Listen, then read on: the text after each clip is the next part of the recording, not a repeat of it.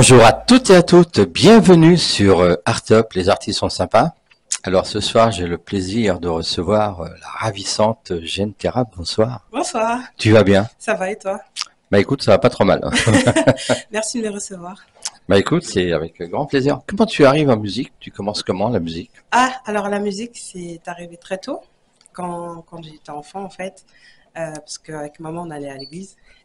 Et du coup, il y avait la chorale et on était environné de musique. En fait, en semaine, on écoutait beaucoup de tout en fait, la radio, variété et tout. Et le dimanche, c'était un peu du gospel. Donc voilà.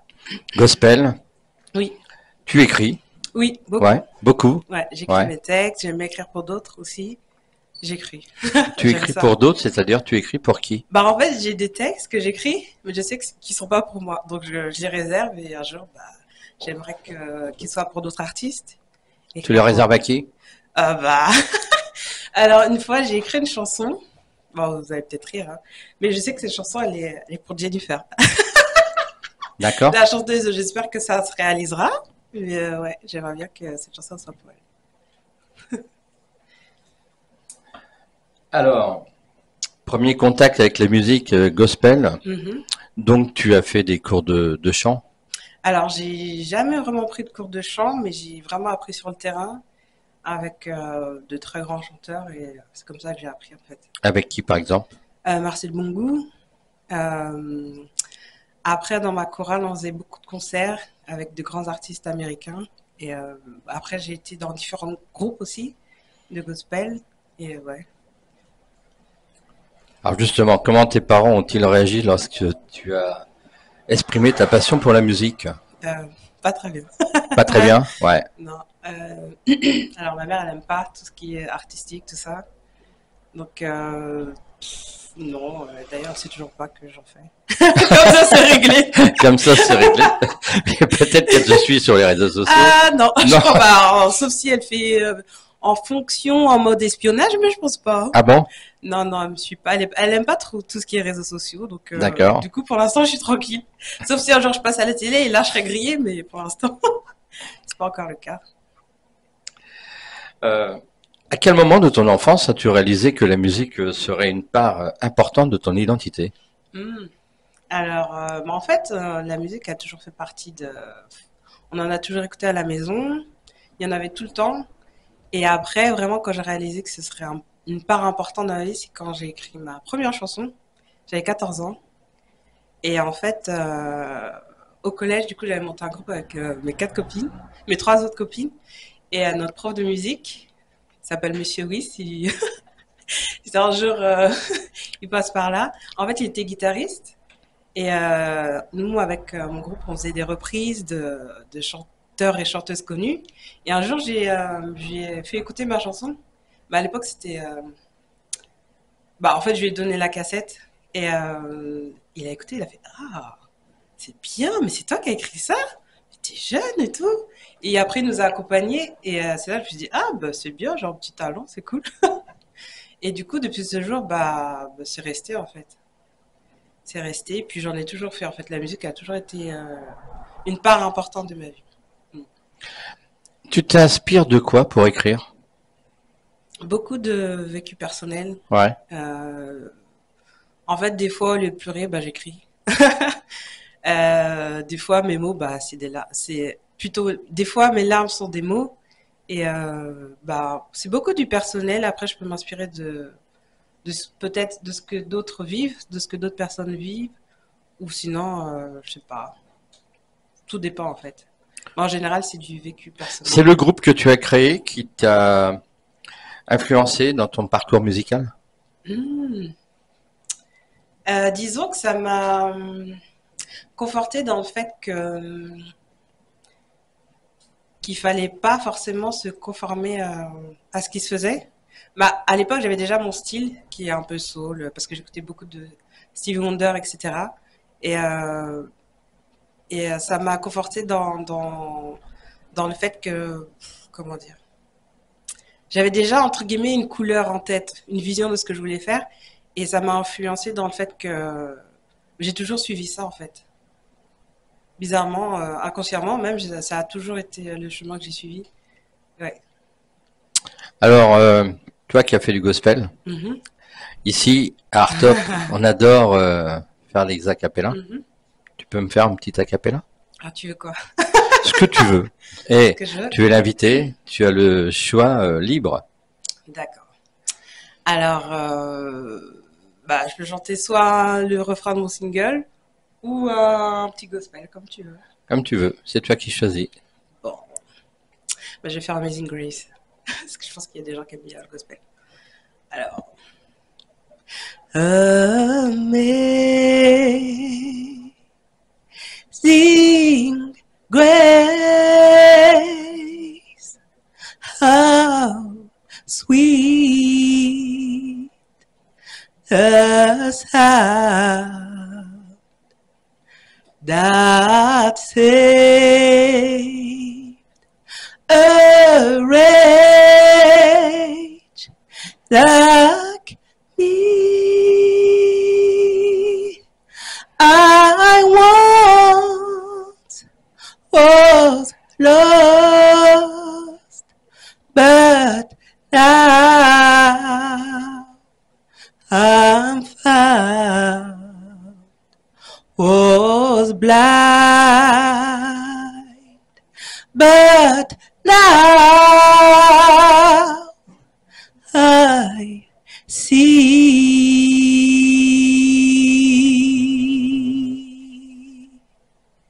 Magnifique. Merci. Très belle voix. Merci. On voit que tu as fait du gospel. Il y a du coffre, hein, comme on dit. Oui, il y en a, là, j'ai pas, j'ai pas tout sorti. T'aurais pu. Oh, ouais. Je reviendrai. Ah mais non, mais tu peux en refaire un si tu veux. Hein. Ah oui, carrément. Ah bah ouais. Ouh là là. Bah si tu veux pas, c'est pas... Encore un gospel? Ah, ce que tu veux, ouais. Bah, j'ai chanté le refrain de mon single. D'accord. Alors, mon single s'appelle I Still Cry. Ok. I still cry, and I cry. I'm a grown kid, but I still cry, and I cry, and I cry. I'm a grown kid, but I still cry. Magnifique. Comment la musique a-t-elle joué un rôle dans ton éducation et ton développement personnel? Dans mon éducation, alors c'est une question super intéressante. Alors à la maison on parlait, en fait je suis d'origine haïtienne et à la maison on parlait français, anglais et espagnol. Et du coup, vu qu'on écoutait beaucoup de musique et beaucoup d'artistes du coup américains ou autres, bah en fait j'apprenais beaucoup en fait les langues à travers la musique et et comment dire, ça m'a permis de me connecter, comment dire, au monde. C'est un peu bizarre parce que j'étais jeune, mais je savais que la musique c'était un langage en fait. Je comprenais que c'était un langage qui pouvait faire en sorte qu'on pouvait partager des choses, même si je parlais pas forcément la même langue que toi. Par exemple, si t'es, je sais pas, ukrainien ou je sais pas quoi. Si par exemple je fais de la musique, même si on parle pas la même langue, je comprenais que la musique, qu'à travers la musique on pouvait se comprendre. Et comment dire, ça m'a impacté, c'est resté en moi.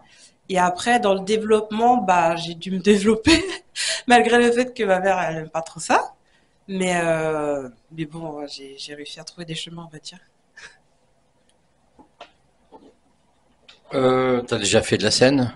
Oui. Tu peux nous parler d'une expérience de spectacle? Ah oui. Une expérience qui m'a beaucoup marquée. C'était ma première expérience sur scène. J'avais 12 ans. En fait, c'était une comédie musicale qu'on avait fait sur un lac. En fait, ils avaient aménagé le lac. Et le thème de la comédie musicale, c'était Lancelot et la Dame du Lac. Et dans le spectacle, en fait, j'étais danseuse. J'étais une sylphide. Et en fait, on a fait le spectacle devant plus de 4000 ou 5000 personnes, ou 10 000, je ne sais pas si je me trompe. Et c'était vraiment un souvenir. C'est trop bien, en fait, à 12 ans, de performer sur toute une scène immense sur le lac. Et c'est un très bon souvenir parce que bah, du coup, c'est la seule fois où ma mère elle m'a un peu, c'est elle qui Qui elle t'a m'accompagne, soutenu? voilà, qui m'a soutenue, elle m'accompagne aux répétitions, pardon. Elle était contente de me voir et tout. Ah, c'était trop bien, c'était trop bien. Tu joues pas d'instrument de musique? Si je joue du saxophone, Tu fais du ouais. saxophone, ouais, Mm. Un petit peu de piano, bon, je peux trouver des mélodies au piano, mais sinon mon instrument de base c'est le saxophone. d'accord. Mm. Tu écoutes quel genre de musique à la maison? Ah, alors moi j'aime beaucoup, beaucoup, beaucoup la musique classique, mais j'écoute vraiment de tout. Vraiment de tout. J'aime autant le jazz que la pop, que le rock. J'aime bien les U2. J'aime vraiment tout. Ouais, j'écoute de tout, j'aime bien. Un jour, j'ai fait une expérience. Ça m'a un peu surprise. Je me suis demandé quelle musique, en fait, ils écoutaient au Népal. Et du coup, bah, j'ai tapé sur Spotify. Et à ton avis, c'est quoi le genre? Alors là, je sais pas du tout, C'est du. mais tu vas me le Mais dire. en fait, ça m'a un peu surprise. Mais c'est du rock, mais c'est un peu métal. Et c'était très, c'était cool d'apprendre ça en fait. Et j'aime bien, en fait, je suis assez curieuse dans tous les domaines et du coup, ouais, j'aime bien écouter tout. Donc j'ai écouté de la musique népalaise. Tu as des mentors ou des enseignants musicaux qui ont joué un rôle important dans ton développement musical? Un mentor ou des... Un mentor ou des enseignants musicaux? Ah bah, Monsieur Wyss m'a beaucoup marqué.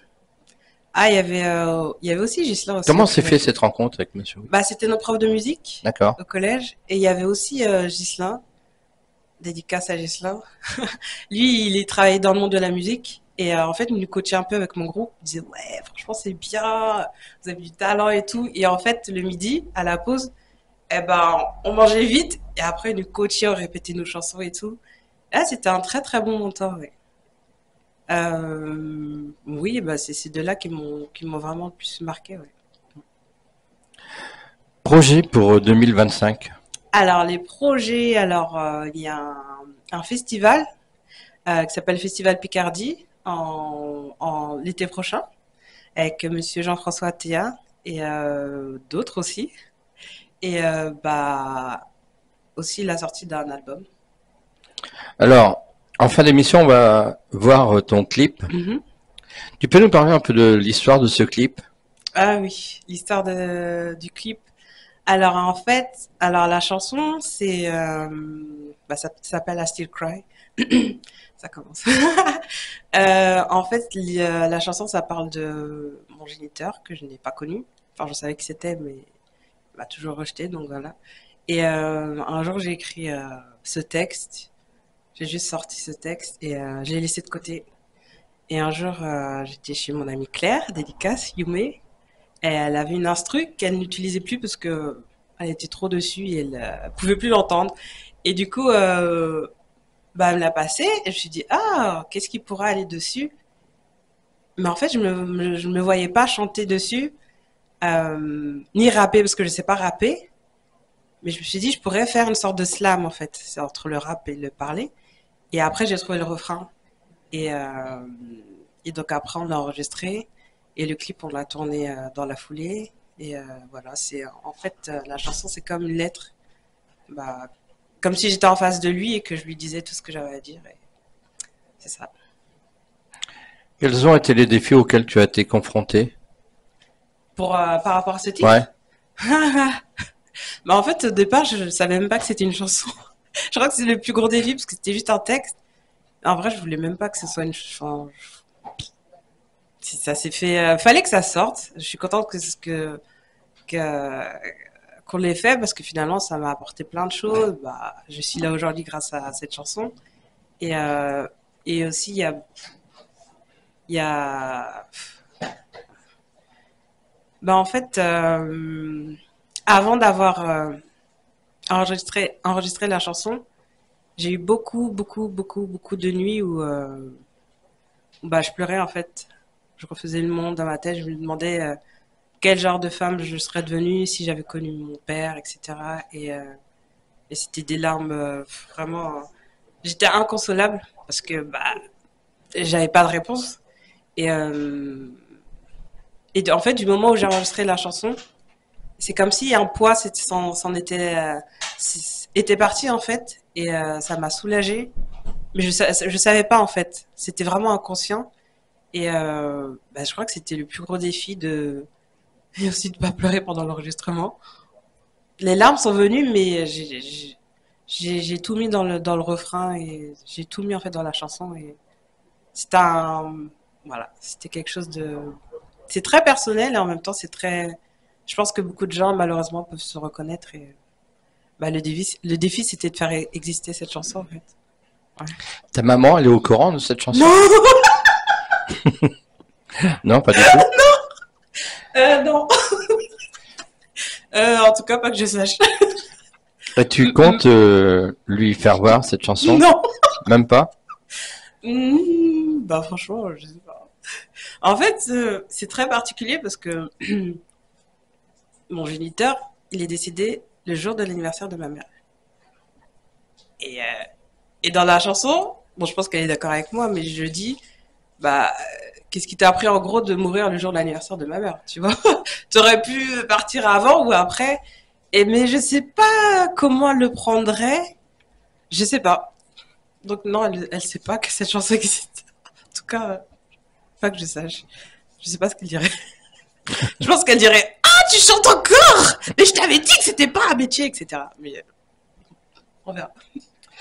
Tu aimes te produire devant le public? Oui, j'aime beaucoup ça. C'est beaucoup plus facile de se produire devant beaucoup de personnes que là, par exemple, juste devant toi. C'est ouais, c'est plus impressionnant. C'est plus Oui, compliqué. c'est plus impressionnant d'être dans un face à face que devant beaucoup de gens.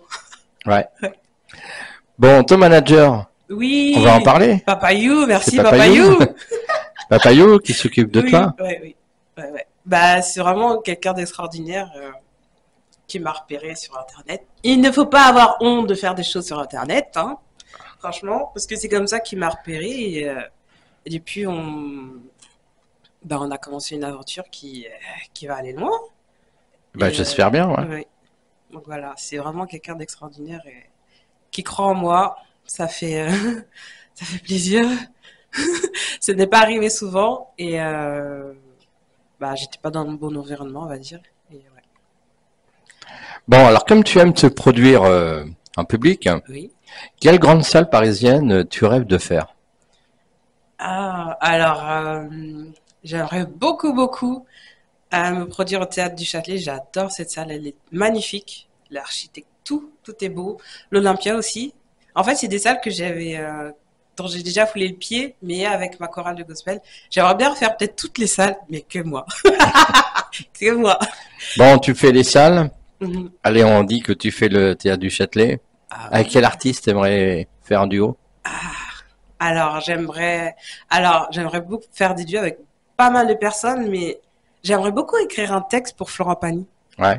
J'adore, j'adore ce monsieur. J'aimerais bien aussi travailler avec Loïc Noté, le groupe IAM, le groupe de rap IAM. Sean Paul, c'est un monsieur qui fait du reggae. Earth, Wind and Fire. Stevie Wonder, oh my god, Stevie Wonder, j'adorerais. Euh, Moi, je suis très éclectique, vraiment. En fait, ce qui est intéressant, j'aime bien mélanger les univers et ouais, j'aimerais tous Tu ces disais tout artistes. à l'heure que tu aimerais bien faire un texte pour Florent Pagny. Oui. T'as déjà une idée du texte que tu ferais? Non, j'ai pas d'idée pour l'instant, mais bon, après j'ai beaucoup de textes écrits déjà. Peut-être qu'il piochera dedans, mais peut-être que j'en aurai d'autres d'ici là. Mais ce que j'aime bien avec Florent Pagny, c'est qu'il est très, tu sais, il chante pas. Ses textes, en tout cas en général, ses chansons, c'est des chansons qui parlent à tout le monde. C'est des textes profonds et comment dire, c'est des textes dans lesquels tout le monde peut s'identifier et ça parle de choses de la vie, enfin la vraie vie, pas juste ouais j'ai mangé, je suis allé au KFC. Enfin, tu vois, des trucs qu'il faut réfléchir, des choses des messages en fait, des messages vraiment positifs et c'est pour ça que j'aime beaucoup ce monsieur. Ouais. Bon, ben alors on a le temps, l'album pour 2025. Il y aura combien de titres dans cet album? Je pense 12. 12 titres. Ouais, je pense. Ça va être quoi la couleur? La couleur. Ce sera entre le bleu et le violet. Et la couleur La musicale? couleur musicale, désolée, je suis synesthésique. La couleur musicale, ce sera vraiment un mélange de soul. J'aimerais mélanger différents genres. Bon, ma voix est soul, mais j'aimerais beaucoup travailler avec un orchestre symphonique et mélanger plusieurs styles. Ouais. Ouais. Tu peux nous donner tes réseaux sociaux? Oui, alors sur YouTube, c'est Jen Taina Official. Sur Instagram, c'est I am Jen Taina Official. Et après, TikTok, c'est Jen Taina. Je suis pas très sur TikTok parce que j'ai pas beaucoup de réseaux pour l'instant, mais je vais y venir. Je vais travailler dessus. Et puis voilà, en gros, ouais. Et Facebook, pareil, Jen Tu Taina. réponds personnellement à tes fans? Oui, Ouais. oui, oui, oui, oui. Ah oui, oui. C'est toi qui gères les réseaux sociaux. Oui, oui, pour l'instant, c'est moi. Mais je pense que c'est quand on aura une plus grande équipe. Je pense que je voudrais continuer parce que bah, c'est le lien que tu as avec les gens qui te soutiennent, qui te boostent. Et j'ai pas envie que les gens reçoivent des messages automatiques. Ouais, ça va, machin, le même message que tout le monde pourrait recevoir. Non, je voudrais que ça reste quelque chose d'authentique. Donc, je pense que c'est moi qui m'en occuperai. Sauf Facebook, mais Instagram, oui. Ah ouais, t'es pas trop Facebook. Non. Enfin, je suis plus Insta, je sais pas pourquoi. Ouais, Un feeling, je pense. d'accord. Bon, eh ben on va écouter donc ce titre Mhm. qui est sorti il y a pas très longtemps, Oui, hein, c'est ça, le 1er septembre, oui. le 1er septembre. Et puis moi je te dis merci d'être passé sur Artop. Merci de m'avoir reçu. Voilà. Nous on se dit à samedi prochain. Je vous souhaite un bon week-end et je vous dis à samedi. Bye bye. Bye Salut. bye.